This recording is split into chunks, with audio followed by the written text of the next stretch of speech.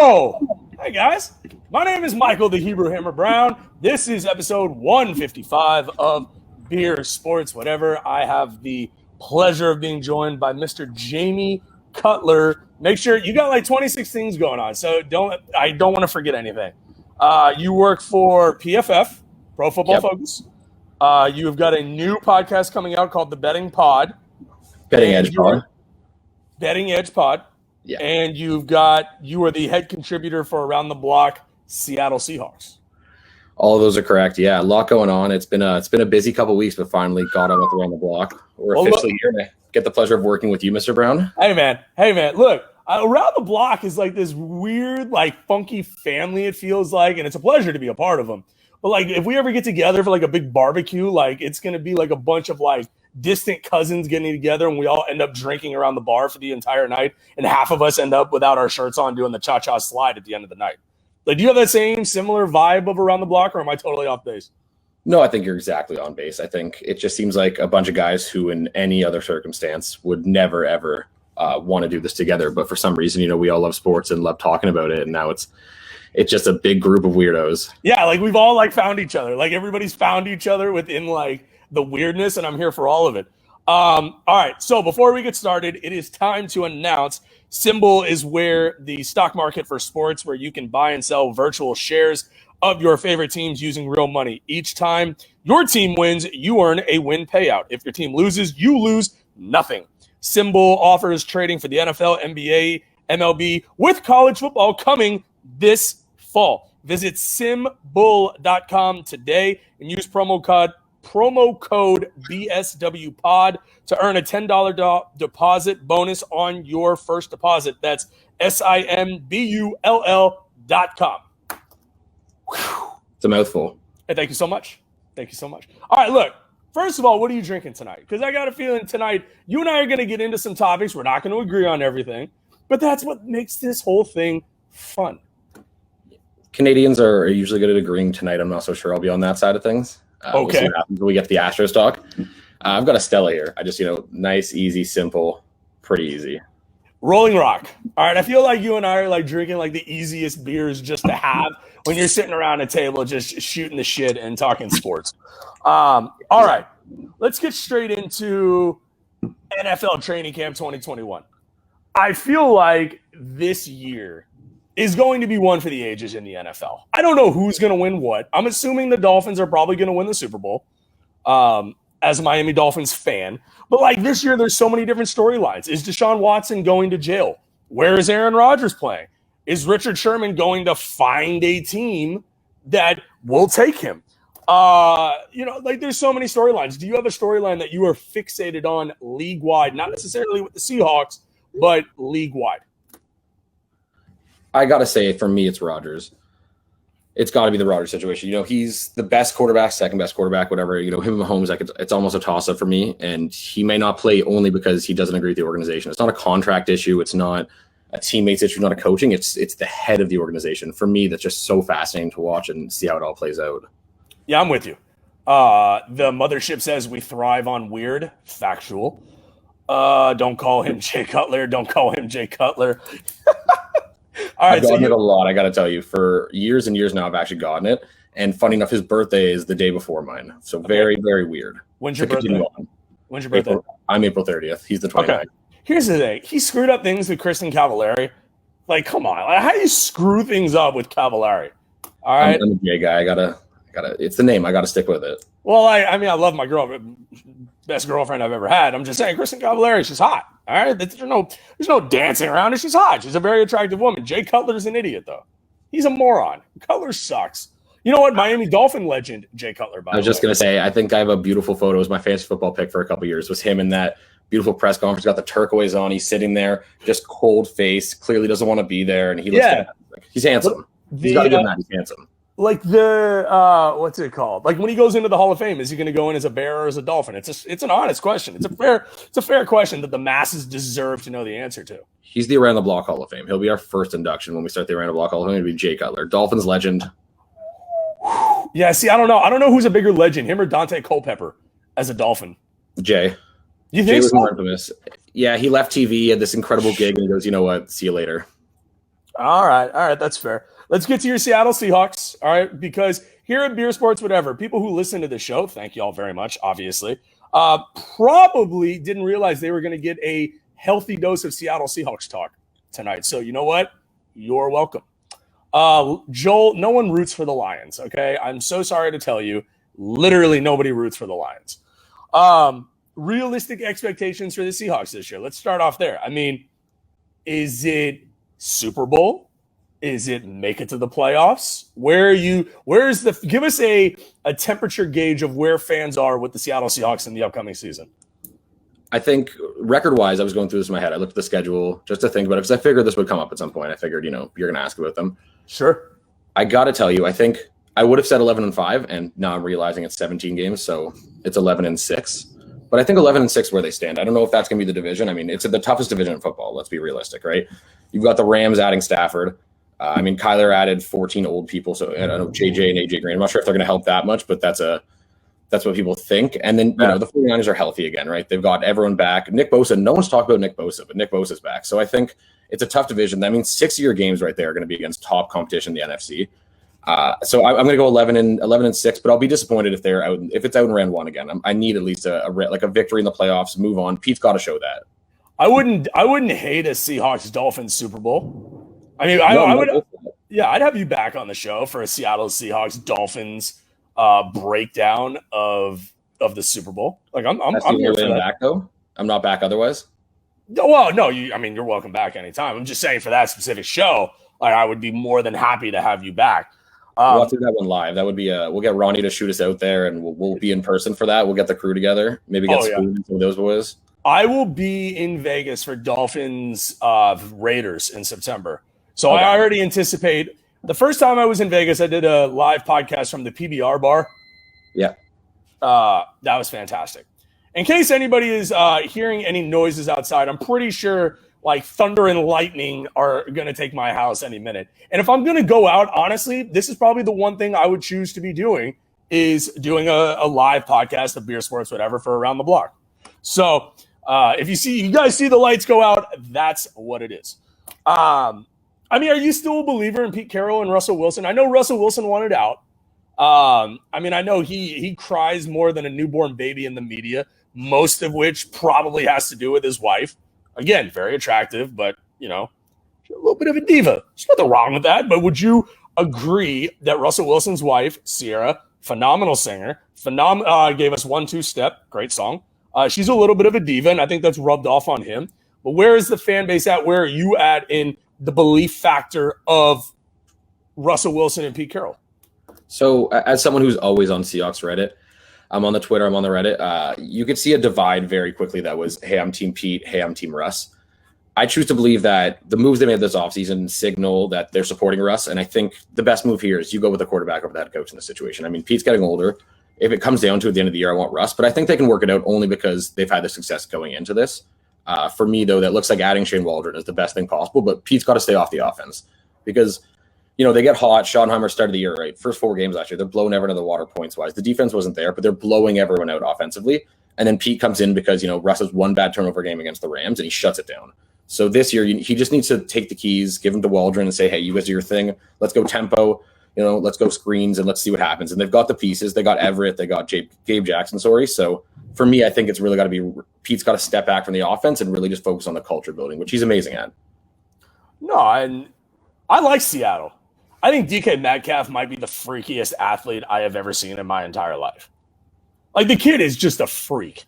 I've never seen anything like it outside of me, of course. Just throwing that out there that I mean, Metcalf, number one guy, legit number one guy. What is the running game going to be like for Seattle? I feel like that's always something that has struggled in Seattle. They push the run game. The thing is that it's not that it's struggled. It's never efficient. It's a lot of runs, and they become efficient over time because they have Carson right now. They've had bruisers, right? You have Carson, you have Lynch. But for me, it's the passing game. The NFL's a passing league. I'm very pro passing. Running backs don't matter that much. They got Carson back. Rashad Penny's coming back healthy. But I think that really it's going to matter is use the run game a little bit to your advantage to help the play action out. But for everything else, it's got to come through the passing. It's got to be through Everett. It's got to be through Locke. It's got to be through DK. And then someone else has got to rise up. One of those younger guys. They have a bunch of young kids. They took Dwayne Eskridge, who's 24, a receiver in the second round, which is, a ridiculous pick when he's 24 and going in the second round. But the Seahawks love their older, developed guys. So someone like that's got to step up for them to be able to be competitive. And then as far as DK being freest athlete, I think it's got to be him or Myles Garrett. Myles Garrett looks like Wolverine. Myles Garrett shirtless running at the combine, he looks like Wolverine. It looks like it's CGI. It's insane. Oh, I mean, he's phenomenal. All right, I gotta you gotta stop beating around the bush. You're Toronto fan, all right? Toronto through and through. Yeah. You said you hate the Houston Astros. All right, before the show, for the sake of transparency, because here at Around the Block, we're all transparent. All right, one big family. Why do you hate the Houston Astros? Okay, so it's not the cheating anymore. I'm over the cheating. I'm done with the cheating. It's the way that it was handled by the players.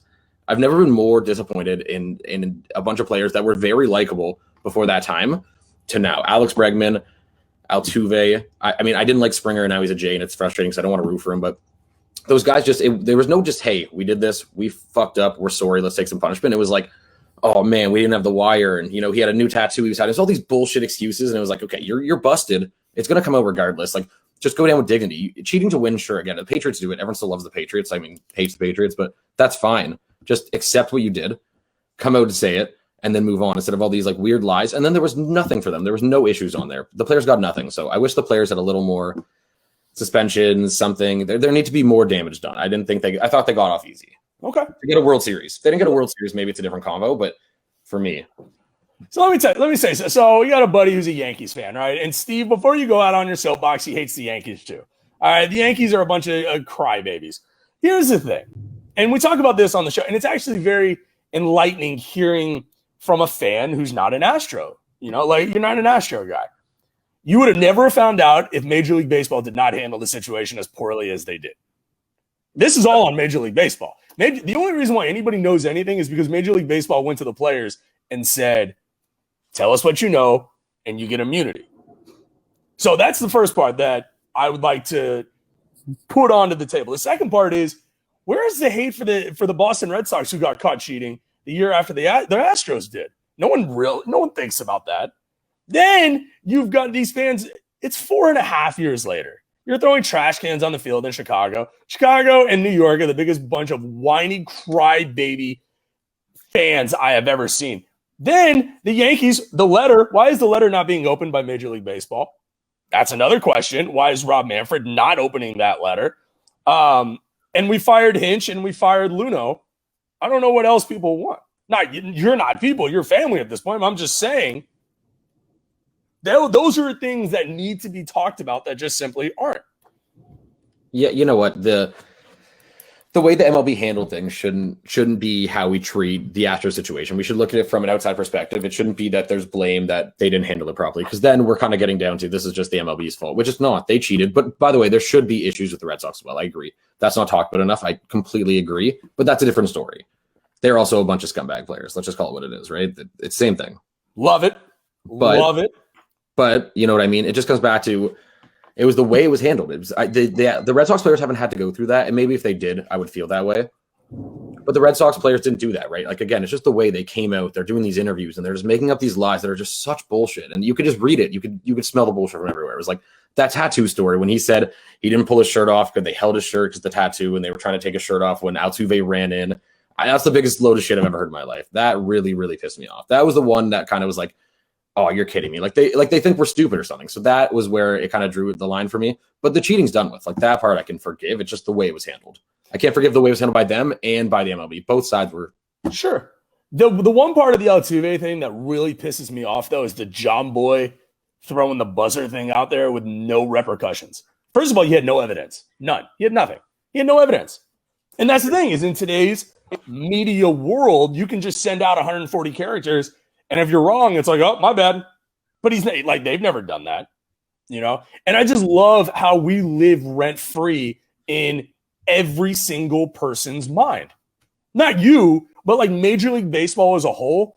Like, there's a Twitter account that the guy in New York, the Yankees are the worst fan, as a whole, have the worst fan base in Major League Baseball. It's not even close. Them and the Dodgers. I would tend to agree. I would like to throw the Red Sox in there as well. And the guy threw the baseball at the Red Sox player, right? You read that story this past weekend. Throws a baseball at a player, and some Twitter account wants to come out, well, that happened, yet the Astros don't get any punishment. Like, we live rent-free in people like that's mind, and it's comical to me. Like, it happened 4.5 years ago. Like, get over it. Dodgers fans, you lost twice on your home field, like in the 2017 World Series. Okay? Don't lose twice on your home field. The other thing that has never made sense to me, Jamie, by the way, episode 155, Jamie Cutler of like 17 different places. The guys.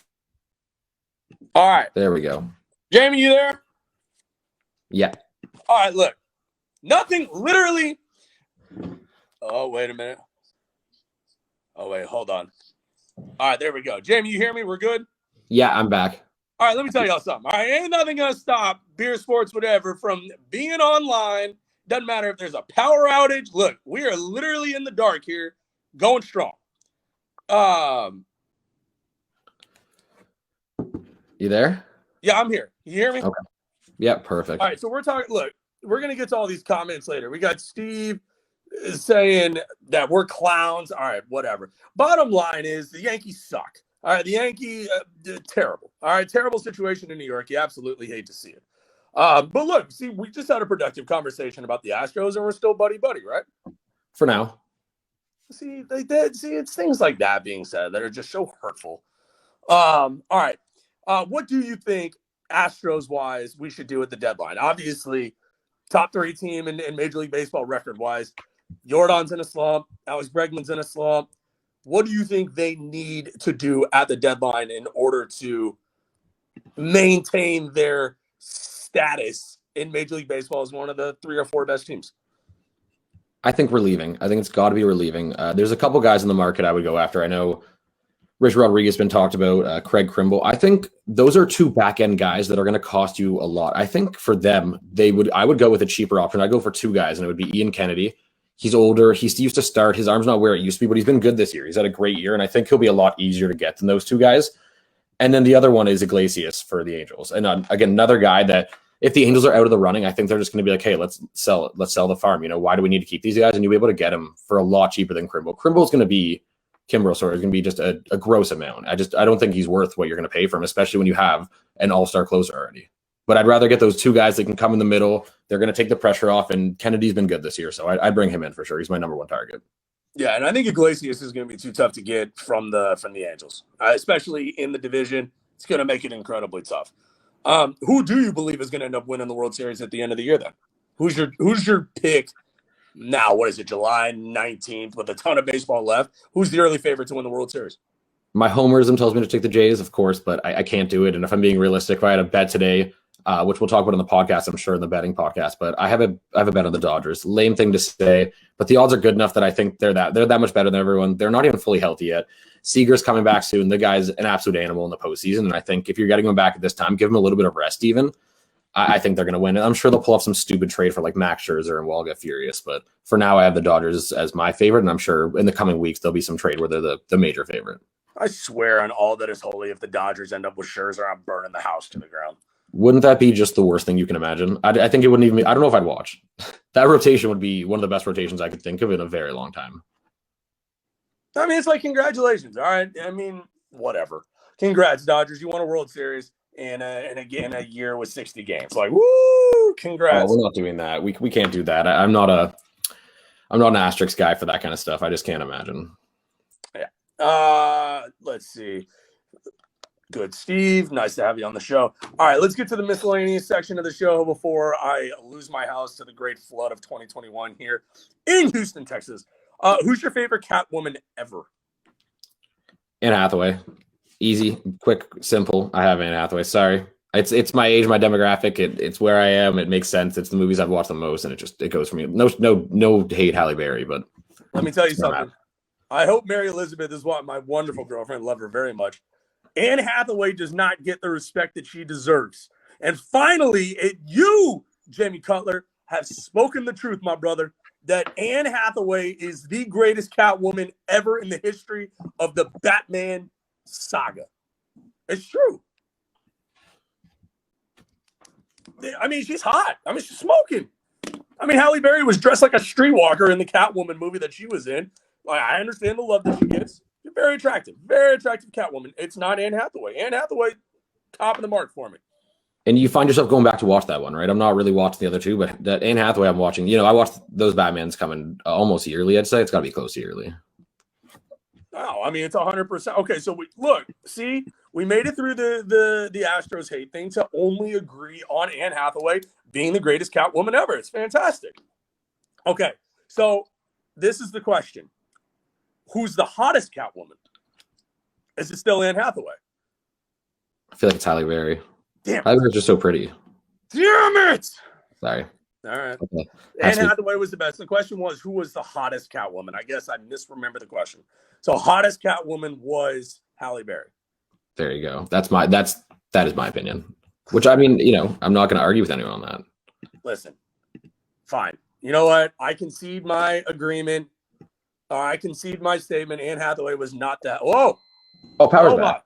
There we go. Oh, we now have electricity here. We will stay on the phone, though, now that we have a good thing going here on the phone. But for now, we do have electricity back.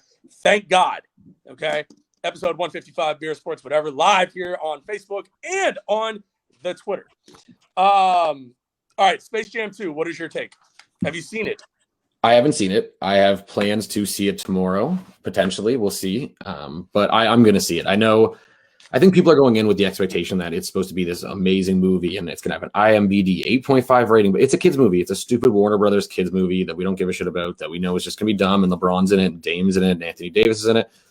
So I'm going to see it. I'm going to blow my money. I'm going to go eat a bunch of popcorn. Where I live in Canada, we're just allowed to go back to movie theaters this week. It just opened up for our COVID issues. So I'm going to the movies, going with a bunch of friends, and we're just going to have popcorn, and I'm going to enjoy this stupid film. That's my take. Okay. Fair. All that is fair. Early reviews, horrible. Don't waste your time. I won't see it. I don't need to see it. Why do I need to see it? It's Space Jam. I already have Space Jam. It's like, you know what the equivalent is? It's like seeing if they remade Sandlot. You can't remake Sandlot. I'm sure I'd still see it. Unfortunately, I'm sure I'd still give it a go. And also, Space Jam's different because Space Jam was like stupid classics. It's a little Space Jam when I knew it wasn't good when I was younger. I know it's not good now, but I'm still watching. I'm still going to watch Space Jam again. It's not good. I've watched it in recent years. It doesn't hit the same, but I mean, it's just nostalgia from when you were a kid. It can bring me back to that time, and nothing like the Monsters. I mean, the Goon Squad's kind of worse, but Monsters is lovely. That scene where they're all touching the ball, the power goes out of their hands. Love that scene. Look, we got a lot of comments coming in now that we're talking about Space Jam. It was a LeBron dad commercial. Won't watch, here it's terrible, and won't support that bum LeBron. Agree, Steve. Mary Elizabeth says apparently they're already in talks to make a third one. What the hell? Why? What are you going to do in a third movie? It's like Fast and Furious 9, 10. Oh, yeah, Fast 9. I'm sure that's also just I don't want to get into it. I'm not in the Fast and the Furious movies, but I'll go on a tangent for too long. It's just I hate those movies. I hate the idea of it. I hate the concept. I know. Okay, I won't ruin it for you. I saw it. I don't hate them. They took Fast 9. Yeah. Feel free to ruin it for me. I haven't seen Fast 8, 7, 6. Okay, 5. so they took a Pontiac Fiera and they drove it into space and took out a satellite. It's kind of cool. They drove into space? They took a rocket to space and had to take out a satellite. Like, it's a thing. But like in a car, they didn't take like a spaceship. They took a car into space. Well, they took a car on a shuttle into space. That's fucking ridiculous. Well, look, I don't disagree with you. Look, I'm just a reporter. Don't shoot the reporter. No. I'm just saying, like, that's lazy writing. That's lackadaisical. Like, come on, you can. I hear you. I don't disagree with you. That's lazy to me. Look, we got the mothership tuning in. It's a kids movie. What do you expect? Look, that's true, but there are kids movies that I love. Toy Story, great movie. Space Jam 2, it's not a good movie. That's all I'm saying. All right, I don't want to. I no interest. Look, now we've got Jordan or LeBron. Jamie, answer the question. No, not giving my answer for that one. Not a chance. Why not? Look, the mothership gave their opinion. You have to answer it now. I go back and forth like every 2 days. How do you go back and forth? One was 6-0 in the finals, and See, one can't do it without. It's just like the body of work, though. The body of work, because this is where I just not fully on that side. Don't get me wrong. That's one of the most important parts of it. But the body of work, I just can't get past. And I think that LeBron had worse teams. But again, there's so many X factors. Like I can't just definitively say one. I'd take I would love to do like a long, like 30 days of just pure research and really just blow my brains out and hate it. But I'd love to someone just take that much of a deep dive. I'm sure there is one. But I can't just make a definitive answer. I feel like I change every time because you watch The Last Dance, you're like, it's got to be this guy. But then I think about LeBron's body of work, what he's done, the numbers he's going to finish with, and it seems to me like he's got a ton of years left. It's such a toss-up for me. I know, again, an unpopular take there, but I'm sure that's the younger generation take too. I'm sure I'm going with the people who are the nephews on NBA Reddit. No, man, I'm just it's Jordan. Look, I'm going to save you 30 days of research because I care about you as a human being now. Now that you've been on my show, all right, our show, America show, beer, sports, whatever, you don't need to do 30 days of research. All right, it's LeBron, it's Michael Jordan, it's MJ. It's not even close. I don't know. We'll see. By the way, how are you feeling about the draft? Look, the draft is going to be spicy. All right, spicy. It's going to be a spicy draft this year. I'm excited. Where do you think the Rockets go at number 2? Talk to me about your mock draft. So in the mock draft I posted, I had the Rockets going with Mobley. Now on my big board, I have Cade and Mobley. I have Mobley a little bit higher. It was super hot take. I don't know a lot of other people. I have Mobley as the all-around package a little bit higher. He's the prized possession for me. But I think from everything I'm reading, Kevin O'Connor reported last week, right after I posted the mock draft, so I guess on the weekend, that they're heavily leaning to Jalen Green now. So that kind of flips my mock on its head. That's not how I would play it. Green is my 4th best prospect, but I'm sure, again, if they fall in love with him and the scoring talent he has, and that's where we're going to go. So as of right now, I'd say if I had to pick for the Rockets, if I was a betting man on that stuff, I'd lean towards betting on Jalen Green. But I think Mobley or Cade are the pick. Where do you lean on a rebuilding team drafting for needs versus just take the best player available? Because I'm a need guy. I'm a best player available guy. You're a what? Best player available guy. Because a need guy gets you Marvin Bagley over Trae Young and Luka Doncic. That's a need pick. They're sitting there, they have De'Aaron Fox, and they're like, okay, what else can we do? It just, I hate passing, especially maybe later in the draft, sure. You want to go need at 15, 16 out of the lottery. That's a different story for me. Because later in the draft, same as the NFL, you get later in the draft, I think need is fine. But in the first round of the NBA, power's off again, of course. Hey, we're on the phone, so we're good. There you go. We're staying good. I just think you've got to take the best player available, especially at 2. I know that there's a consensus of the top 4, but I do think that there's tiers to it. I don't think all 4 of them are in one tier. I think it's Mobley and Cade, and then I think it's Jalen Suggs, and then I think it's Jalen Green. Green just reminds me of he's going to be Zach LaVine light, and that guy's amazing, but he's not your best player. And if you're taking 2nd overall, you're going to swing for a guy who's going to be your best player. Where I think Mobley could be a Chris Bosh, Kevin Garnett kind of mix.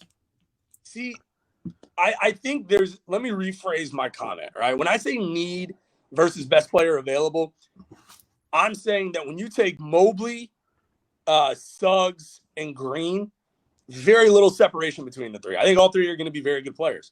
The Rockets need a big man in the middle. So you take for somewhat of a need in Mobley. If I'm the Rockets, I keep going back and forth too. I like Mobley at 2. I also like Green at 2. I also would need Jalen Suggs. I think Jalen Suggs is a stud too.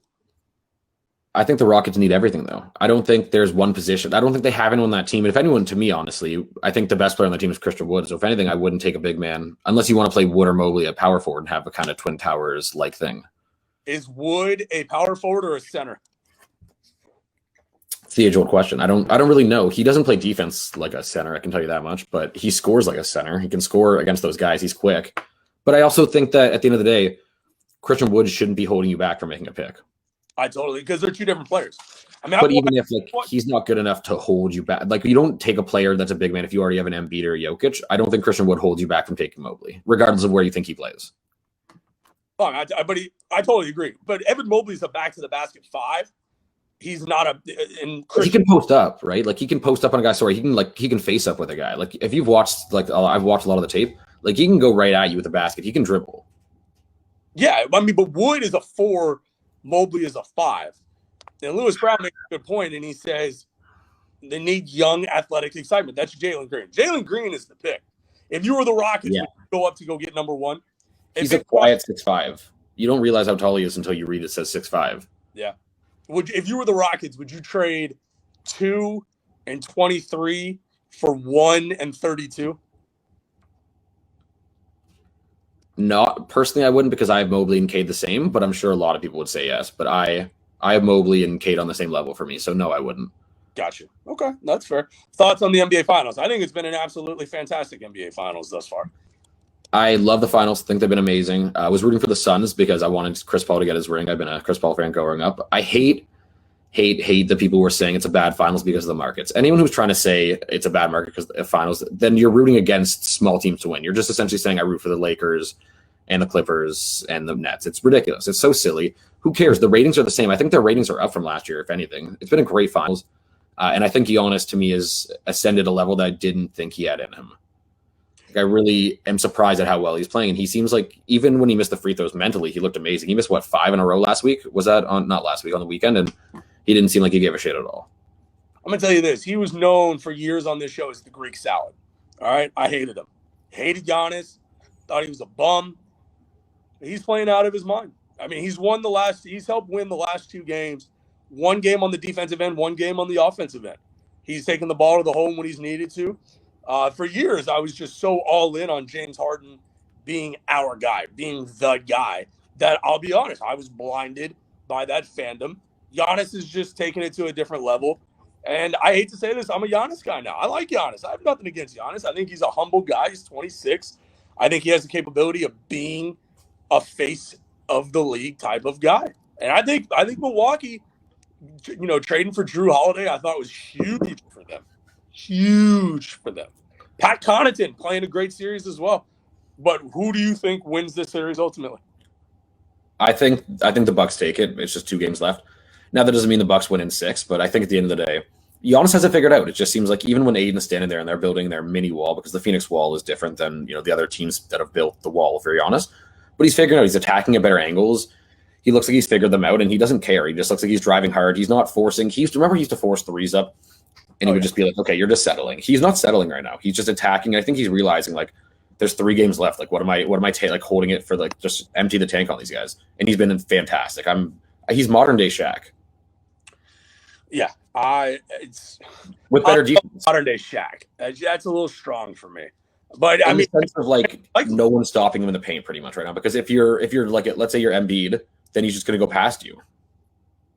Yeah, right? It's just, to me, it's like he's unstoppable right now on offense. Now, defensively, he's also amazing, and that's where he has Shaq actually beat. I'm sure Shaq in his heyday of being the most dominant player, alive, I'm sure it was probably a little different when he was averaging 35 points in the finals.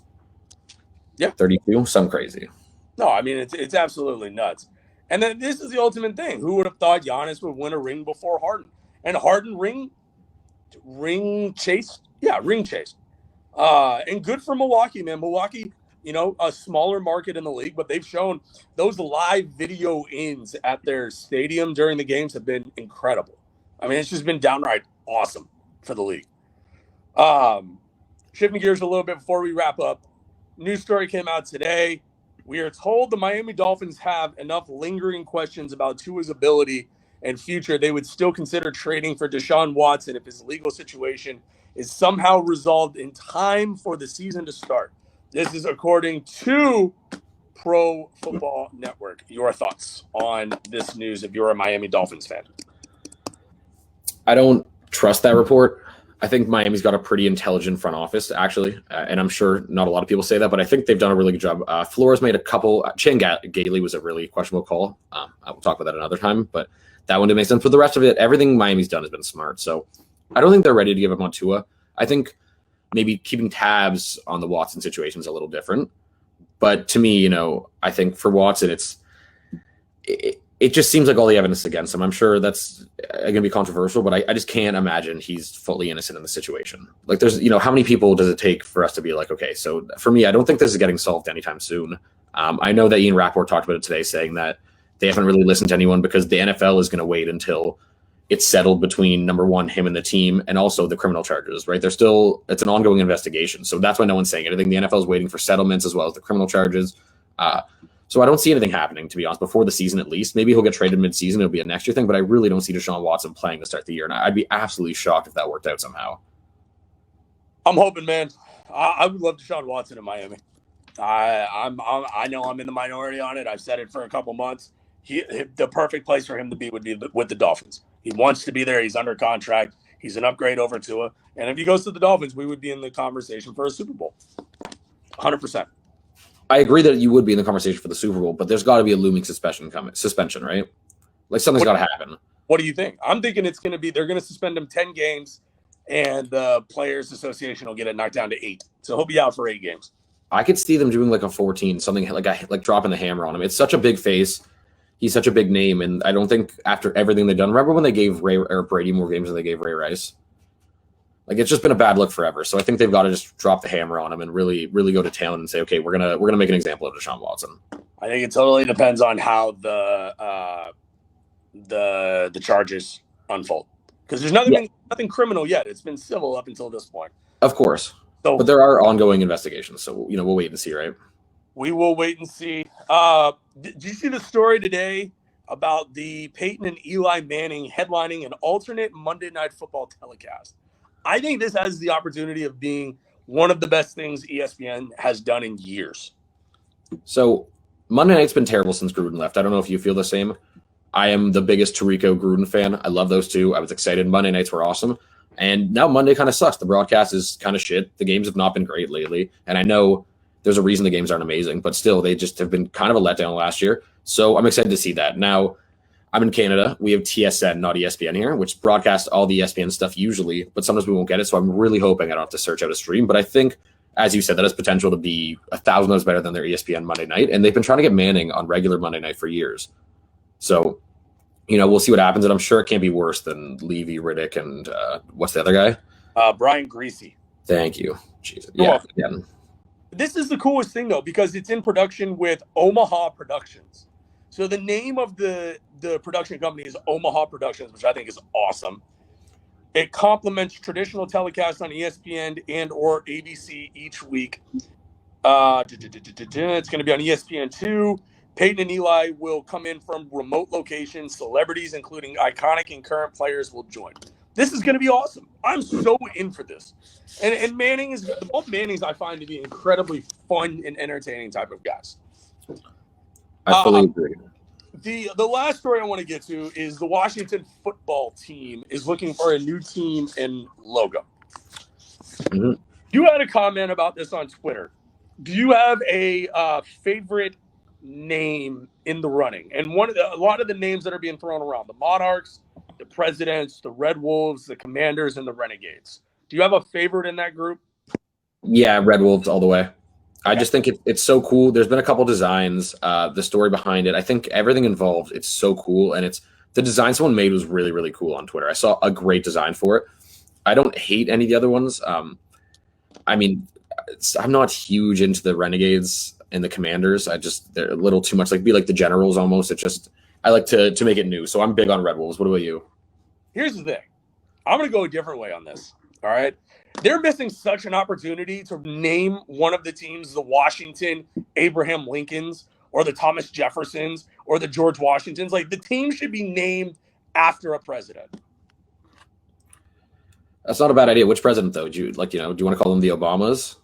Probably not. I think the more obscure, the better. The Washington football, Tafts.